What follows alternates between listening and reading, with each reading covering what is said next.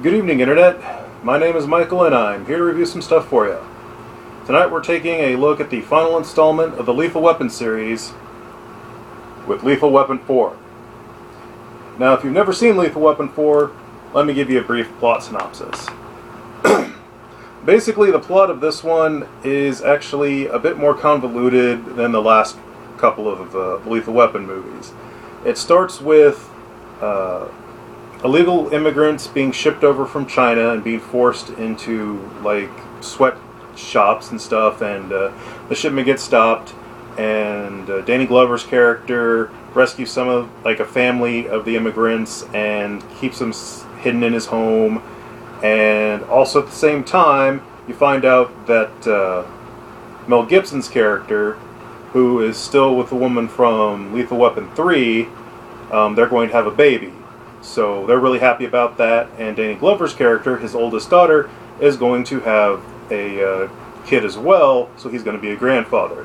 So that's kind of an interesting plot thread throughout the entire movie with all that. Also, basically, the immigrants were brought over, the police investigate, some of the people were murdered on board the ship, and they find out that, basically, a triad group brought them over to get this one guy to do counterfeiting so they can make a bunch of fake Chinese money to pay this general to disappear some other triad guys and bring them to America. The plot is actually, when it starts, it's pretty good. By the end, it all does come together, and it's actually a pretty good plot for what it is. There's also some running subplots in the movie. Mel Gibson's starting to suspect that Danny Glover is like on the take because he has a lot of money, but he doesn't seem to have any way of getting it, and that was kind of funny. They also introduced a couple of new characters in the movie. Chris Rock's in this one, and it turns out he's secretly married to Danny Glover's daughter, except no one's told Danny Glover yet, so they got some humorous stuff going there. And they also introduced Jet Li as the bad guy, and I'll get to that in a second. But basically, the whole plot is pretty good. This one's a lot more almost goofier than the others. There's a lot of... It's just not quite as dramatic as the other ones were. It's still a really good movie, and for the end set piece of the series, it works pretty dang good. Mel Gibson, he's playing a more mature character this time, and he finds out he's getting old, so he doesn't do nearly as... He tries to do some crazy action stuff, but not nearly as much as in the previous one, and he gets beat up a lot, just to show that he's getting older and he has to be more responsible and stuff. And also he has a theme about him wanting to figure out if he wants to marry the girl or not before they, have the baby. And they also have Joe Pesci returns. He's not in the movie... He's been in the movie about as much as he was in 3. He does a pretty good job again. This time he's a private investigator. They use him a couple of times. And there's a really good scene at the very end of the movie where he talks to... he has a heartfelt moment with Mel Gibson's character that was actually really good. Danny Glover continues to be Danny Glover.